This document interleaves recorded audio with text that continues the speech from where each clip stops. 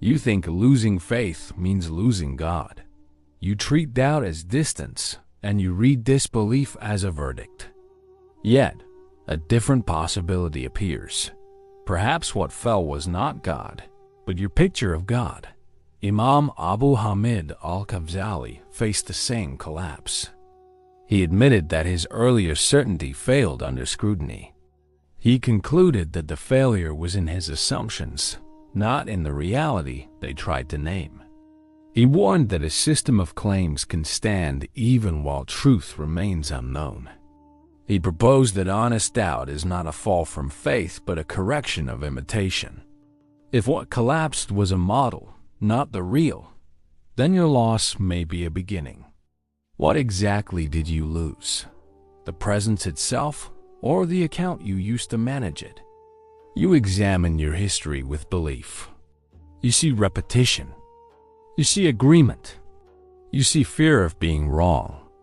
You notice how often you treated statements as substitutes for understanding. You also see a habit. When conflict appears, you defend the statement and ignore the question. Al-Ghazali would call this attachment to form. He would ask whether you prefer safety to inquiry. You realize that your doubt is not against truth. It is against pretense. It resists speaking beyond what you actually know. You start to separate sincerity from certainty. If sincerity demands revision and certainty resists it, which one points more reliably toward what is real?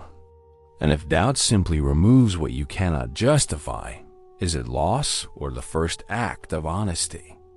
Al-Ghazali lived at the center of authority. He taught law, theology, and philosophy. He could defend positions, answer objections, and silence opponents. Yet a gap remained. The structure of knowledge stood, but confidence in its foundation weakened. He left public life and questioned his methods. He wrote later that what he sought was not a new argument but secure knowing. He found that argument organizes views. It does not generate certainty by itself.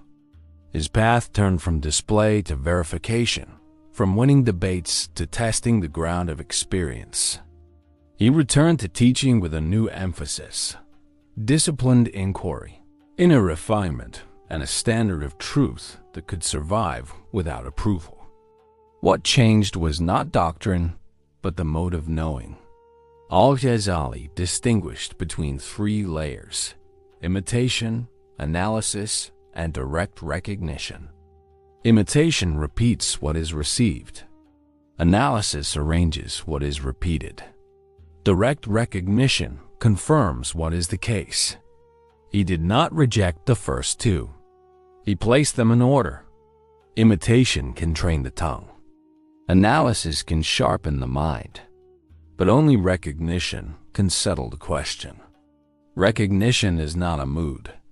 It is not excitement. It is the self-evident awareness that ends dispute because the matter becomes present, not inferred. For him, the aim of theology and philosophy is to clear obstruction, not to replace reality with description. Description points.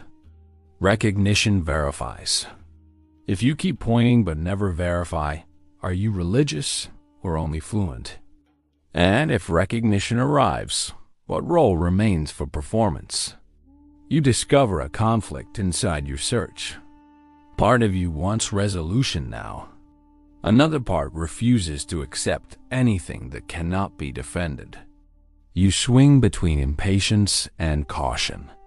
You also notice a concealed motive: identity management. You want to be seen as right, stable, complete. Al-Ghazali would call this the self-seeking itself under the cover of faith. He would advise a different standard. Prefer what clarifies to what flatters. Choose the question that removes confusion, even if it removes status. You ask whether your so-called loss of faith is a loss of image or a loss of truth. If the pain is the collapse of a role, not the collapse of reality, Should you restore the role or investigate what the role was hiding? You test a new approach. Stop defending conclusions. Investigate conditions. What produced your earlier confidence? Habit, authority, and community. What sustains your current doubt?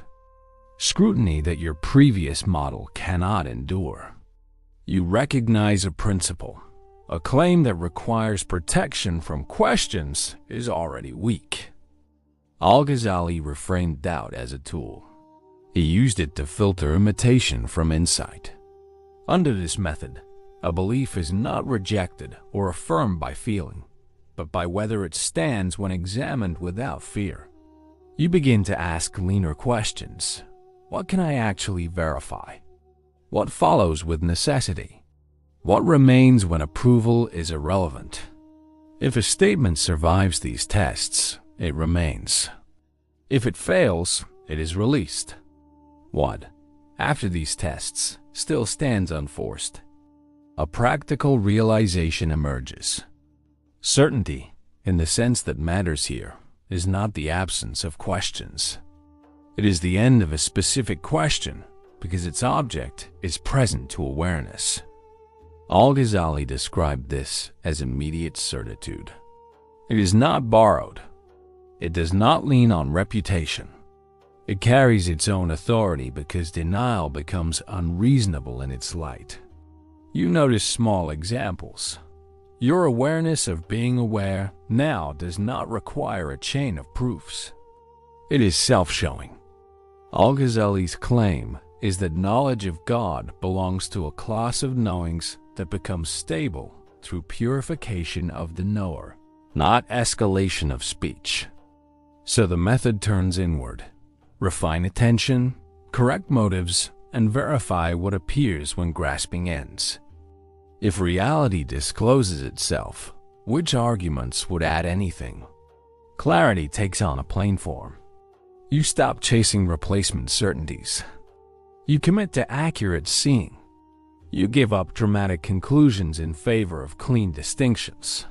What I know, what I do not know, what I can responsibly seek.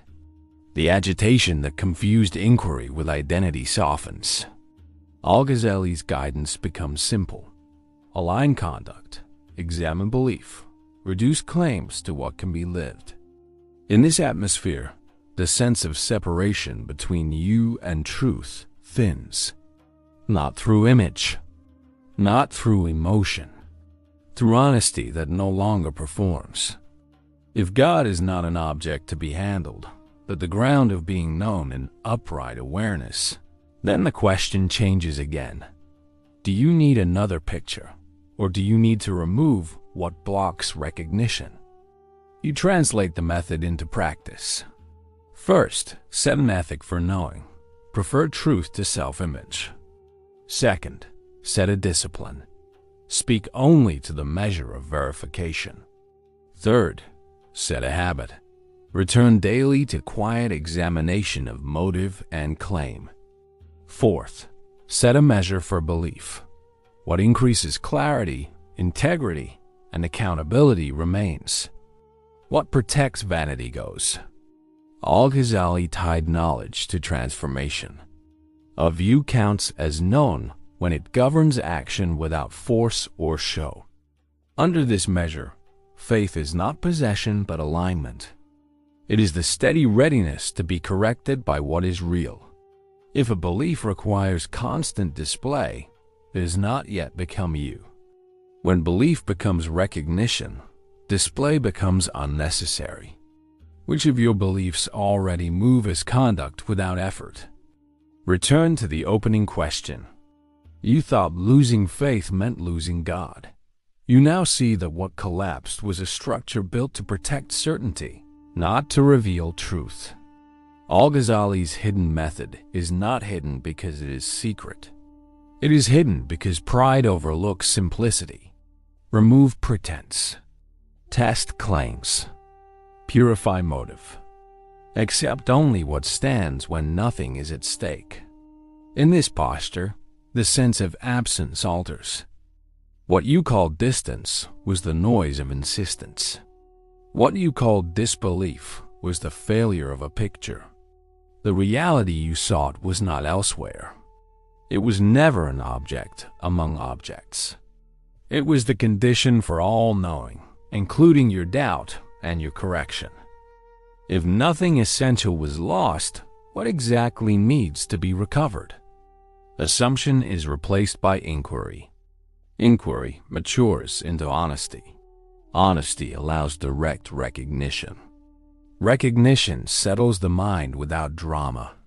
Faith reappears as alignment with what does not depend on approval, performance, or image. In this clarity, the seeker stops managing conclusions and starts living them. The method completes itself in a calm readiness to know and to be corrected.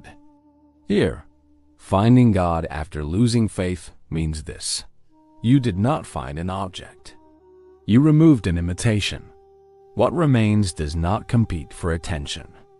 It stands on its own, and it governs without display.